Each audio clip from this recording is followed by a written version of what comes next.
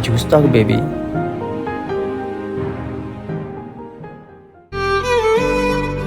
లేదు, మీరంటే చాలా ఇష్టం.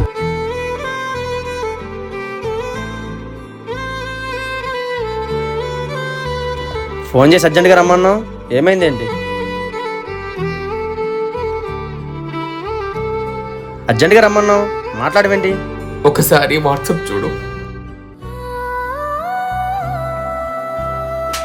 ఇన్ని రోజులు డబ్బు కోసమా నన్ను వాడుకున్నావు? నా దగ్గర డబ్బులు తీసుకొని ఆ అమ్మాయి ఖర్చు పెడతావా? నిన్ను ఎక్కడ నిలదీస్తుంటే నీ పరివేం కావాలి? డబ్బులు తీసుకున్నందుకు బాధ లేదు, కానీ నువ్వు నా మనసుతో ఆడుకున్నావు. అది కాదు స్నేహ,